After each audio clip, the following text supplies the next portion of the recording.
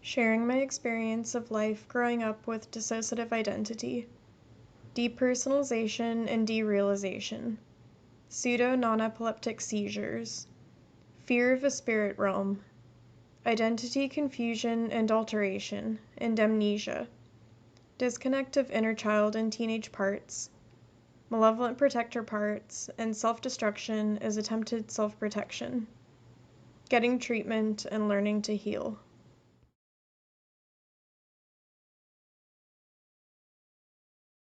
I first became aware of being disconnected from my body when I was around 7. I remember looking down and just being shocked that I had a body and shocked that I'd forgotten about it and that I felt so disconnected from it. And I believe I did feel more connected to my body before this point because it did come as a shock. This makes sense that the disconnect from self would go along with a physical disconnect because the body is the subconscious mind. I dealt with a lot of depersonalization and derealization. So depersonalization makes you feel unreal and derealization makes your external surroundings feel unreal. Sound would change as if I was underwater, voices would sound murmured, and I couldn't understand what they were saying. And it would feel like there was fog between me and everything, or like there was a clear glass pane in front of me. Or I would feel as if I was looking at the world outside from inside my head.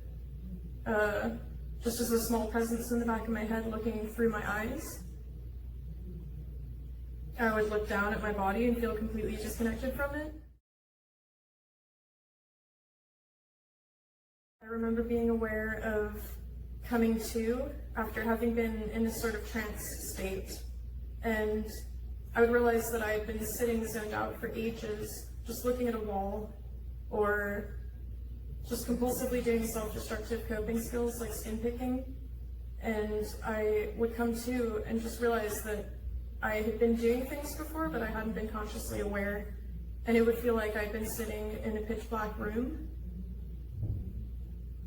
Sometimes I would be sitting in this pitch blackness of my mind and I would hear talking, and it would be talking between other disconnected parts speaking to each other.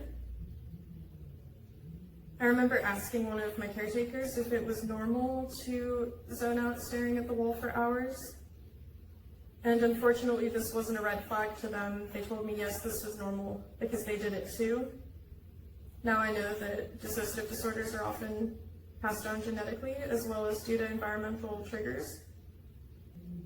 Oftentimes when the other parts would be triggered out, I would be aware inside my head. I would be able to see what was happening, but I would be completely disconnected from emotions.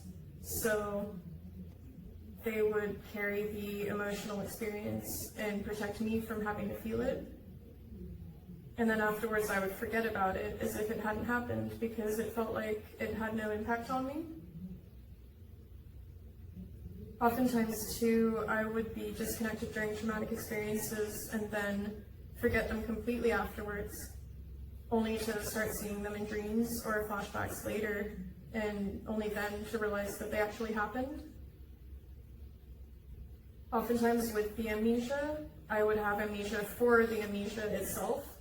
So I would forget an event, but not even be aware that it had been forgotten.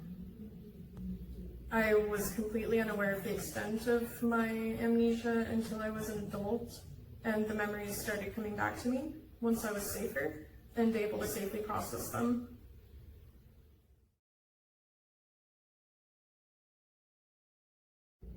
There were a lot more disconnected child parts and disconnected teenagers that were inside my mind, and I would see them in dreams and get communications from them there. I can remember seeing the dissociated parts in my dreams when I was a little kid, and I didn't really understand their significance to me. I just saw them as random dreams, kind of recurring characters. I still didn't know what the other parts were, so I thought that they were ghosts and demons. And when I would hear them talking in my head, sometimes I would think I was hallucinating, Sometimes I would think that I was hearing ghosts or demons talking to me. I worried that they were coming from an external spirit realm and that I was being haunted. The other parts would take over and control my actions. Oftentimes, when traumatic experiences happened, and they would also come out and control my actions in response to triggers. I used to think that maybe they were demons and that I was being possessed, because suddenly another being from inside my head would take over and they were in control of my actions instead of me.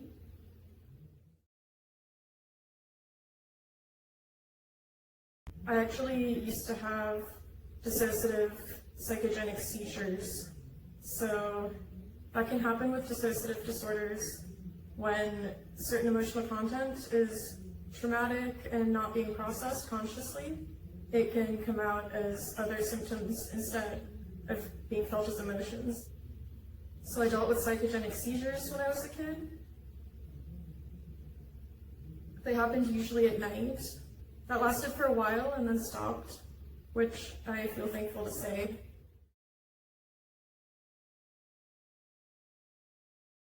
I can distinctly remember being 8 years old and having the sense that I was a completely different person from who I had been before. I realize now that we underwent a shift in host in the system, and around that time I became dissociated from the person that I had been before. The person I had been before got disconnected and held safe inside as basically my inner child, and then I continued on as a new person from age 8 onwards. And I didn't understand at all what was happening back then, back when I actually was 8. I just knew that all of a sudden I felt completely different, and it seemed that the memories that had happened before that time, it felt like they happened to somebody else, or like I was looking at a past life. And I felt disconnected from the emotions of the time before too. So, whereas in the time before I felt a lot of fear, in the time after I felt a lot of depression. So yeah, I just had the sense of mysteriously feeling like a different person and having no way to explain it. And there were also other disconnected parts inside my head at that time too. We already had a lot of others living inside, but that's the first memory I have of actually disconnecting from my previous sense of self into a different one. It was extremely confusing when I disconnected and became a new part when I was 8. Part of me disconnected and I lost part of myself. My inner child disconnected and I felt like a different person than I'd been before. It was really unfathomable. I wasn't at all sure how to reach out for support about it because I didn't know how to explain to people that I felt like a different person. And all of a sudden I had a different internal emotional landscape completely. The feelings that I had consumed me before were suddenly gone, and I had a new different set of primary emotions. I dealt with a lot more sadness after that than fear consciously. I became very depressed, and it was basically like grieving myself. I felt as if I had lost myself and I had to grieve that loss. Nowadays, I understand that this is dissociation, this is depersonalization, and dissociation of parts of yourself. So it's nice to be able to at least have that understanding now.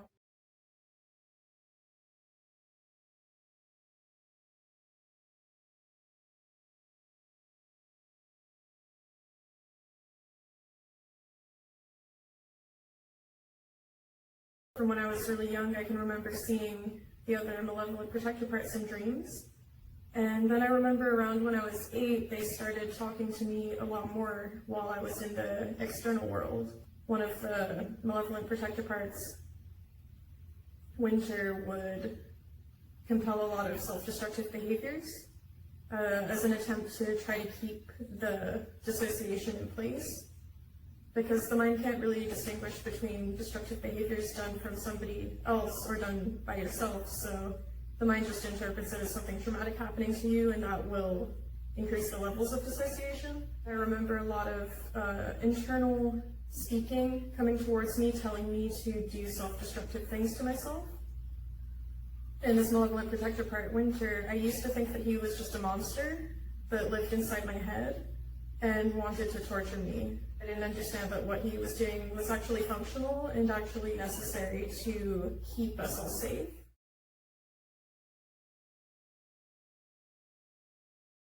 I dealt with so much influence from the Malevolent-protector parts. Throughout my teenage years and my young adulthood, they compelled self-harm and eating disorders, and I was compelled to perform self-neglect and self-abuse, basically neglecting food and water and sleep and comforts and self-abuse, performing a lot of re-traumatizing actions, putting myself in re-traumatizing situations. And these were all ways for the Malevolent-protector parts to compel the dissociation to keep us safe, because my psyche had become so fragmented and dissociated at this point in order to protect from the traumatic experiences. And so the Malevolent-protector parts had to keep doing self-destructive behaviors to keep this disintegration in place. Growing up, he would compel self-destructive behaviors, and I would listen to what he said, believe what he said about me, and act out what he told me to do. He had a very strong inner critical voice, and he would critique me and tell me how I had to act and what I had to do to minimize the trauma from situations. And he protected me by keeping me wary of others and just watching in situations, being another set of eyes to be able to be aware of threats, just being another mind to be there and help me be aware of threats and how to mediate them.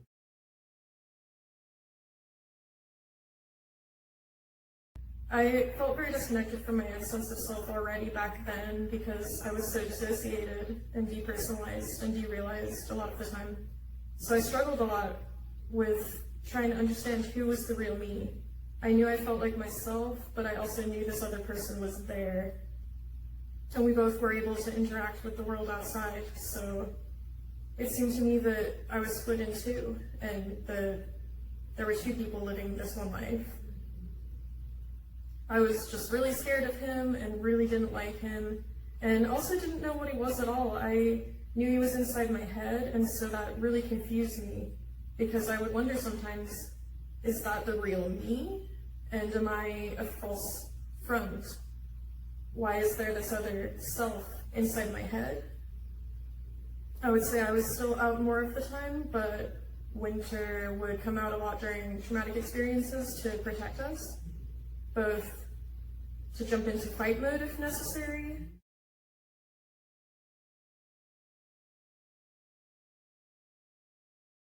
and also to shield me from the emotions. So when he would come out to protect us, I would get extremely depersonalized and derealized and not be able to feel my emotions anymore. So that protected me from getting the full brunt of traumatic experiences. And then Winter would compel self-destructive coping skills like self-harm to keep us separated, keep me afraid of him, keep our psyche disintegrated so that we wouldn't share those traumatic memories, and we could compartmentalize them within each of us. And it's basically like two people being better than one. Two people can carry more than one person can carry. So I was aware of this dynamic all throughout my childhood. I just had no idea what was happening. I had a lot of self-doubt, so I would just tell myself a lot that I was crazy and that I was imagining everything. And I didn't know how to talk to other people about it.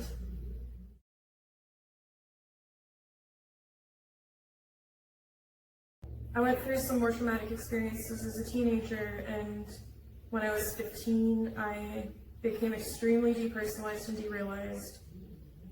And Winter ended up living our life outside for about a year at that point. Suddenly I was aware that I felt unreal, and I felt like a ghost, and it felt like there was a wall between me and the world. And I would see Winter living my life, and I would watch him living my life outside, talking and doing things that I wouldn't do, and it was very strange just watching another person basically living in the space that you were before, watching from inside your head as if you're looking at a TV screen. I didn't know what dissociation was at this point still, so I was just very confused. I thought this other person living my life now must be the real me, and I must be fake. That's what I started thinking once I was living inside my head and Winter was living outside for a while. I was the false front this whole time, and suddenly we were being our real self. This was easy enough for me to imagine because I did feel very disconnected from my own sense of self, so I didn't have a very strong sense of self to attach to, in myself even. So it was easy for me to believe that the other parts were me if I saw them acting outside. So I remember Winter being the person living our life outside when we were 15, and he made a lot of changes in my life, cut out a lot of people that were unhealthy, reclaimed a lot of our sense of worth in ways that I had been neglecting. So he did help a lot. I was still very scared of him, and I thought that he just wanted to burn bridges and didn't want me to have any connections. I didn't realize at that point that he was only against unhealthy connections. So I'm grateful now to him for taking over for a while and getting our life started to be a little healthier. There were a lot of social repercussions to Winter living our life because he was so different from me. Again, it's a different emotional landscape. The different parts all have a different emotional landscape, the way that different people do. So for a while, it was to other people as if I had changed and I was suddenly different. And I lost a lot of friends because of that. And that's just a difficult part of having dissociative identity disorder, the reactions of those around you to aspects of it that you can't control. And I'm grateful now to have understanding, supportive people in my life that I can be honest with, and they understand when we are acting differently.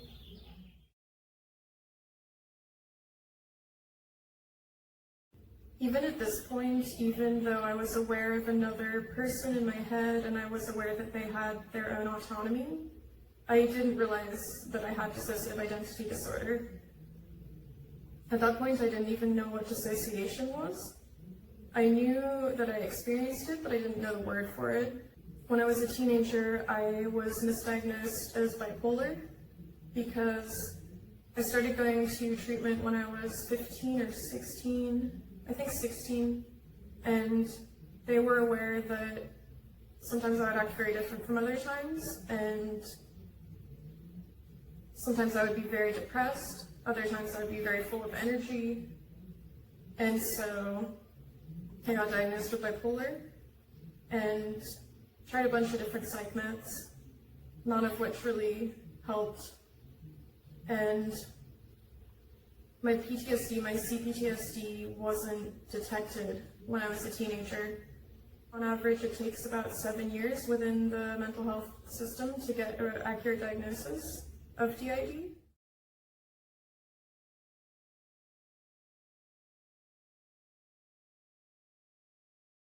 Then when I was 17, around 18, we got to a point where I had to check us into the psych hospital because my protector Winter had decided that suicide was the best option, and I was afraid that he was going to enact that. So I checked us into a psych hospital, and it felt more like choosing to lock somebody up before they could commit the murder. I knew that he wanted to do that, and I had to lock him up to stop it from happening. So when my protector was planning suicide and I checked us into the psych hospital, I split again from who I had been before, in the same way that happened when I was 7. So suddenly at 18, I was a different person from who I had been before. Now I had an inner child self and an inner teenage self split off, living inside held there safely dissociated away. And at 18, I was a new person again. I felt very detached from all of the emotions and experiences that I'd had before I was 18 years old. So this was a way for my psyche to disconnect me from the traumas that had happened when I was a child and teenager, and allow me to try to live my life as an adult with a new perspective. I still didn't understand what was going on. I knew that I was completely different. I knew that I was a completely different person again all of a sudden. And I just kind of went with it. I was very aware of being extremely depersonalized and derealized. I went through that time in my life just feeling no emotions. I felt completely disconnected from my emotions. And I felt like a ghost, or like a zombie, or an empty shell, empty, hollow ghost. I didn't know how to explain this, but I got to the point where I was used to my sense of self changing and used to feeling unreal. I didn't know how to reach out for support or discuss it with others, and the change seemed to bring a lot of positives to me, so I just kind of accepted it and went with it. When I went into the hospital as a teenager, I had been extremely depressed, and after I dissociated from my past sense of self into a new self, my severe depression, it was held away in the part that had been disconnected, so I wasn't as affected by it anymore. And this made it possible for me to continue living. We got out of the hospital, having gone in for suicidality, and I felt suddenly better. The emotions that had driven me into that place of having to check into the hospital had been dissociated off, and I left the hospital feeling like a new person that wasn't dealing with that anymore. In this way, dissociation was very advantageous when I didn't have a better means of coping, and it kept me alive.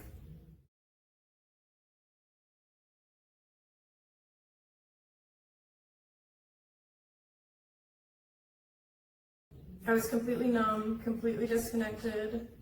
I was on the third sense of self that I had experienced having up to that point in my life.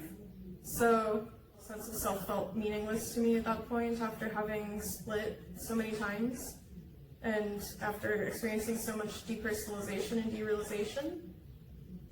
I really truly felt that I was this empty vessel somehow, like that I didn't even have a soul. I actually thought that I had somehow accidentally been born without a soul because I was premature and put in an incubator. So I thought that I wasn't meant to survive, and I did, but there hadn't been a soul for me. That was my justification for why I felt so empty.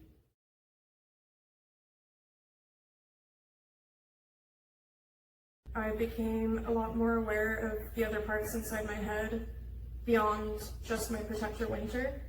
I would hear tons of kids and tons of teenagers and some adults, including my inner child self, Sam, that I had disconnected from when I was 7. I could hear her talking when I would do the self-destructive coping skills that were compelled by the Malevolent-protectors. I would hear this part Sam inside my head saying, "Why do we have to do this?" and telling me not to, telling me to take care of myself instead. She would be very sad when I would do self-destructive things, and it gave me more of a sense of actually neglecting a child when I was neglecting myself. So this helped me to learn to start trying to take care of myself better, realizing that she was there. I really think that this helped me in my young adulthood to stay alive, knowing that there was this child part inside that needed somebody to take care of them. Even though in the past I wasn't aware of how to take care of myself and the disconnected parts as well, this is when I first started really trying to. Thankfully, when I was 21, I was able to go to very good treatment. I had a really severe eating disorder, and I ended up going into inpatient treatment. And then I stayed at that treatment facility doing a partial hospitalization program and a intensive outpatient hospitalization program has not only helped me to recover from my eating disorder, but actually helped me finally realize what was going on with me. First, I was properly diagnosed as having CPTSD, and from that point onward, everything started making more sense to me.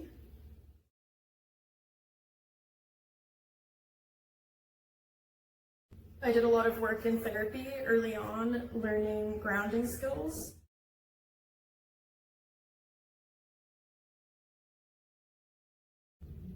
I started off feeling extremely disconnected from myself and my emotions, and I was basically dissociated all the time. I did a lot of using your different senses to get into your body and to feel connected to the world around you.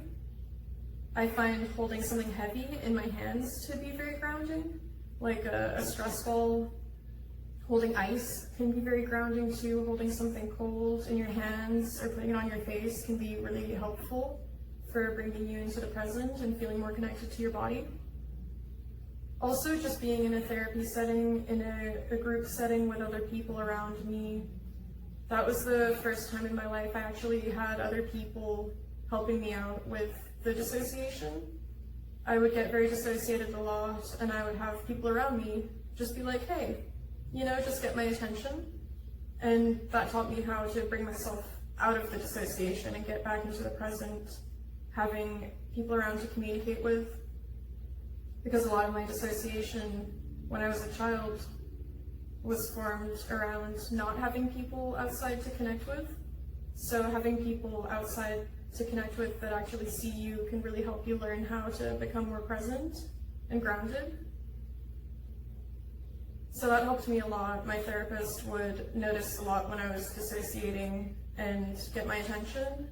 And that was the first time I really started trying to stay grounded, trying to bring my attention back when I realized that I was dissociated. In the past, I used to just let myself stay dissociated. And this is the first time I started really practicing consciously trying to get present and not dissociate. So learning grounding helped a lot, using your senses, and also learning mindfulness, like mindfulness meditation, that helped a lot, and deep breathing practices, doing deep diaphragmatic breathing to calm your nervous system, that helped immensely. We would do yoga, journaling, talking in groups, and individual therapy sessions, and all of these things in conjunction really helped me start to feel safer and learn how to get back in touch with my own emotions. So I finally started not feeling as numb anymore.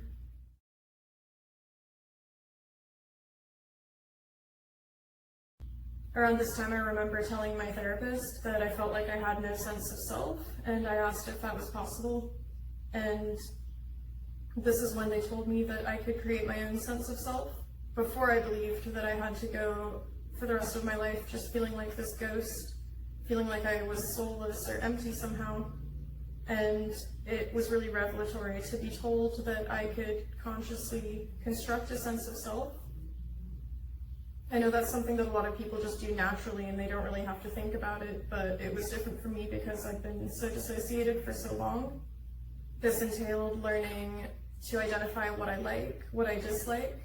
I actually made a list of like and dislikes and started consciously trying to identify qualities about myself, just figuring out who I am as a person.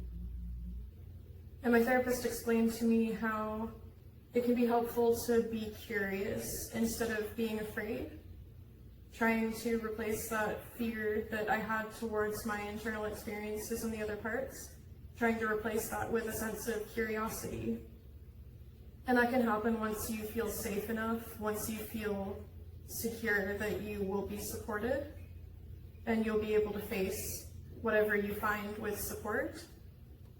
So thankfully I got to the point where I was able to feel safe enough in therapy that I felt able to acknowledge my internal experiences. And that's when I started becoming a lot more aware of what the others were thinking and feeling. even though the other parts are there, so that can make the overall sense of self a confusing concept. It's good to feel I have my own sense of self, because that's sort of like a safe base within myself. And even when I'm affected by the other parts, I know that I still exist.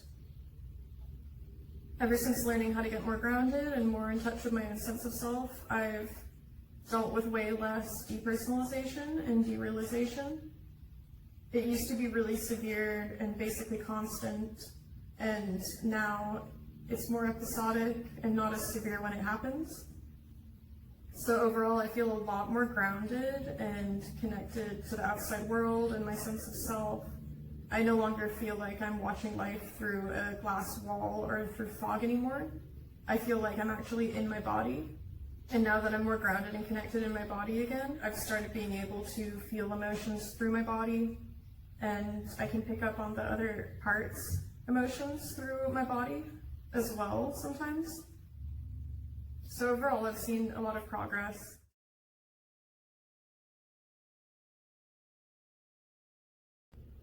As I was working on stopping the self-destructive coping skills, I was starting to become less disintegrated and more able to be aware of the other parts inside. I first told my therapist about Winter, my protector. I didn't know his name yet at that point, but I knew that he was another person inside my head. I basically explained to my therapist that it was like there was this monster in my head that wanted to torture me or hurt me or make my life miserable, because to me I saw just the malevolent side of him. I didn't realize at that point that what he was doing was for protection. Thankfully, my therapist was able to explain to me that these malevolent protective parts are actually trying to help in the way that they know how. I don't have to be afraid, because they're not actually trying to hurt me for the sake of wanting to hurt me. They're just trying to protect me. As soon as I realized that Winter actually wanted to help me and had good intentions, we started building a better relationship. I stopped demonizing him and fearing him so much, and we actually started communicating in a more healthy way as we began learning better ways to deal with our experiences. Winter's and my relationship became a lot more harmonious once we started working on learning new healthy coping skills, and once we started learning how to process our emotions in a healthier way, and we realized that we didn't have to stay so disconnected. Learning how to be less afraid of him allowed me to be open to communicating with him more. Once I was able to stop demonizing him, I learned how to be open to a dialogue between my protector and me, so that we could talk back and forth and I could figure out more of what he was thinking, how he was feeling.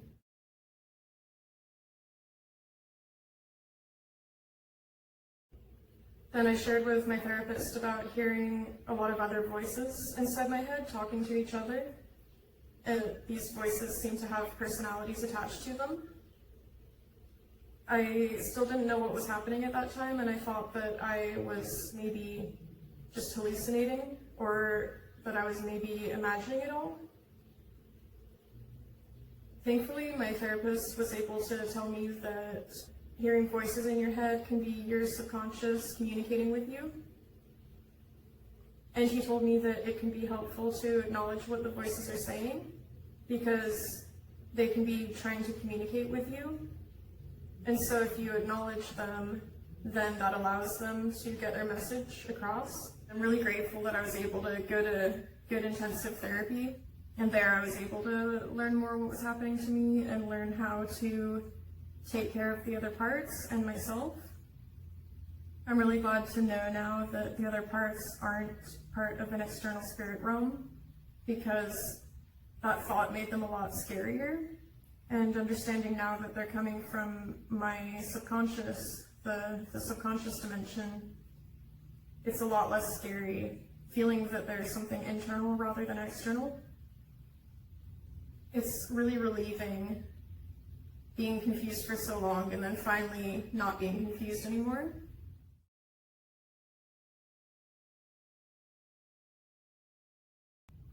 Since then, a lot of my 20s has been just getting more and more reconnected with different parts. Early on in treatment, I was still disconnected from a lot of memories, and I was still unaware of a lot of parts. I was beginning to be more aware of the disconnected parts, but there were still many that I had not yet become aware of. At this point, I didn't realize that I had any amnesia, and then as the years progressed, more memories from the past started coming back to me, and more disconnected parts started becoming more connected, to the point that I was able to be aware of them finally. So for the next several years, it was a slow process of reintegration, of awareness, of different memories and different senses of self, and learning how to take care of the other parts and have a supportive relationship with each other. I was really afraid when I first told my therapist about hearing voices inside my head, because there's a huge stigma against hearing voices. I didn't know what the voices in my head were. I could hear a lot of them talking to each other. Sometimes I worried that I was losing my mind and that I would not ever be able to be functional in the future. I was really afraid, and I asked my therapist if they thought that I was crazy. That's when they explained to me that hearing voices in your head, that can be your subconscious communicating with you. I feel really grateful that I was able to work with a therapist early on who understood about dissociated parts and was able to let me know that what's happening makes sense, and let me know that I don't have to be afraid of my own experiences and what's going on in my mind. I found it really helpful in my own progress to learn not to be so afraid of the presence of the other dissociated parts. Being open to the communication from the other parts has also been a really helpful part of recovery, because this allows me to know what they're thinking and feeling and what they need, and allows us all to become more connected through communication. I have a lot of communication from the other parts through talking in my head. So I will hear a spoken voice that's not my voice and not the sound of my internal thoughts. It's a spoken voice that sounds like somebody else. I also have a lot of communication from the dissociated parts through dreams. So far before I knew that I had dissociative identity disorder, even as a child, I would see the other parts in dreams and they would communicate with me there. There's also an internal world that the dissociated parts live in, basically another dimension in the subconscious realm. And I see this internal world a lot through dreams as well. So a lot of our communication takes place through there. Also, I can pick up nowadays, now that I'm a little more integrated, I can pick up on the other parts' thoughts and feelings a lot of the time, as if communicating with another person through telepathy. During childhood, it's usually very unconscious. You can become more aware of it as you get older, and as you move away from the environment that required the dissociation in the first place. Once you're in a safer, more stable environment, then you are able to safely process the experiences that you weren't able to face in the past. And then they can start becoming reintegrated and reconnected to your own sense of self and awareness. With CPTSD and PTSD, this can involve the reintegration of emotional and sensory experiences. With DID and OSDD, it also involves reintegration and awareness of other senses of self. Part of healing is to become aware of the other senses of self and the experiences and emotions that they hold.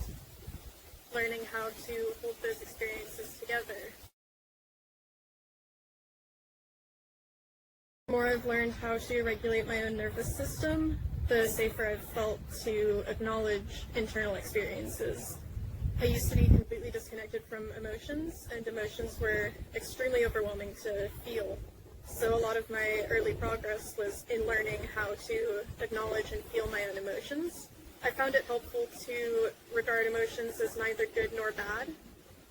They just provide information and I can learn from them. This requires a process of learning emotion regulation, and it can be helpful to find things that are safe emotional containers. So for me, listening to music is a safe emotional container. I am able to listen to a song that explains and describes how I'm feeling and connect to the emotions of that song, and it feels safer than just to do it on my own. So that was really helpful early on.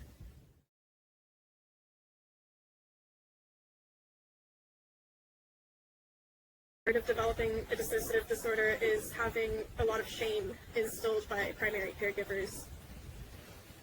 When there's a lot of shame, the person will subconsciously disconnect from parts of their self and their experience. They'll hide themselves due to shame unconsciously. When there's conditional love in the primary caregiver relationships, this can also lead to a person disconnecting parts of themselves in order to be who the caregiver wants them to be, and therefore get the love that they need.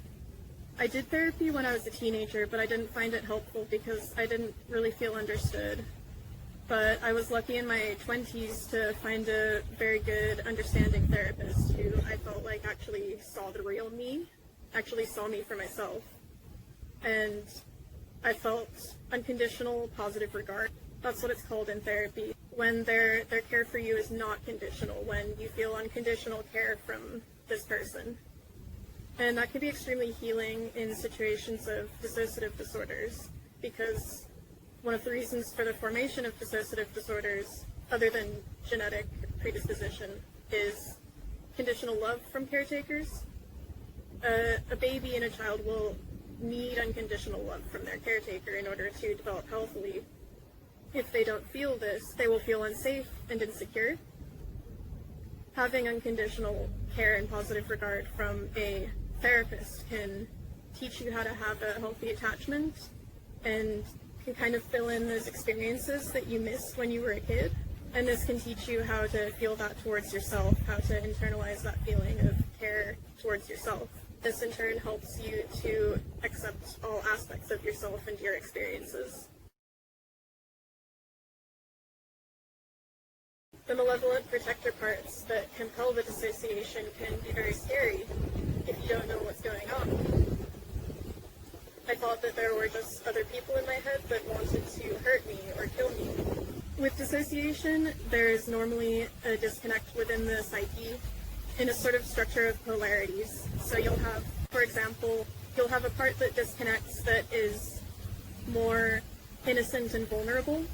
The psyche will disconnect them and keep them inside to keep them safe. And you can have a part disconnect, for example, that is known as a malevolent protector, that will compel self-destructive coping skills to keep the mind disintegrated, to protect the more vulnerable parts that are held safe inside. An important part of my recovery in adulthood has been acknowledging and learning to work with these malevolent protector parts, thanking them for helping in the way that they knew how in the past.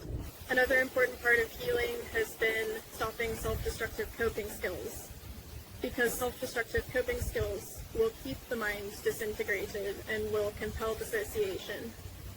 So you often see self-destructive coping skills present in people with dissociative disorders, and an important part of recovering and learning to become less dissociated is to stop those self-destructive coping skills that compel the dissociation, and letting them know that in the present they don't have to do unhealthy coping skills anymore, that we can handle having those overwhelming experiences integrated into conscious awareness, that they don't have to keep those vulnerable parts disconnected for safety anymore. Now I have a lot more of a harmonious relationship between me and the other parts, because I've learned that I don't need to be afraid of them and I don't need to push them away. We're actually a lot more functional when we're working together and acknowledging each other and taking care of each other. A lot of therapy has been learning how to acknowledge and listen to those disconnected parts and figure out what they need and what they're communicating to me, so that I can learn how to help them and learn how to meet their needs. Learning how to accept some of the different views of the dissociated parts and holding their view and my view together in my mind has helped a lot to decrease tension between me and the other parts. Learning to accept that different parts may hold very polarized different viewpoints, and learning how to contain both of these viewpoints simultaneously within your mind. Knowing that even if things seem opposite, it doesn't mean that one exists and the other doesn't. Polarized views can both have some truth, and you can hold both within your mind. You can learn to be a healthy, supportive person for the other senses of self.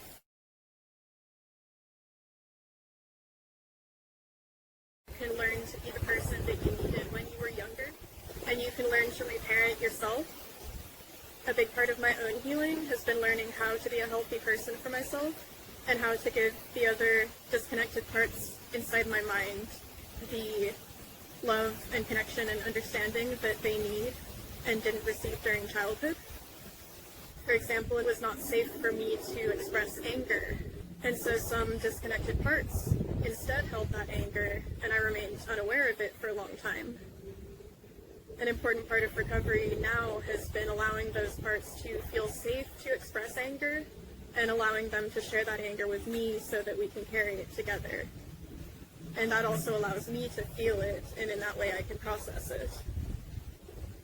It's been very therapeutic to learn how to reparent the different senses of self and give them what they were missing in childhood. A big part of my own healing has been learning how to be a healthy person for myself, and how to give the other disconnected parts inside my mind the love and connection and understanding that they need. And it helps them to know that I will hear them and listen and validate their viewpoint, even if I don't necessarily agree with it myself. If you're dealing with a dissociative disorder, I definitely recommend seeking therapy and finding a therapist that you feel you can actually connect with and you feel actually sees the real you, because this can be very helpful for learning how to get more connected to your overall sense of self and accepting all parts of yourself and your experiences. And be patient with yourself. That's a big thing. Disorders like this are very complex, and it can take a lot of time healing. So be patient with yourself and your disconnected parts. A couple resources that I've found really helpful: Inner World of Trauma, Archetypal Defenses of the Personal Spirit. Another really useful book is The Stranger in the Mirror. And then for a more in-depth, useful text, The Haunted Self, The Theory of Structural Dissociation. And then also Coping with Trauma-Related Dissociation. I hope if you can relate to any of this that you found it helpful to know that there are others going through the same thing.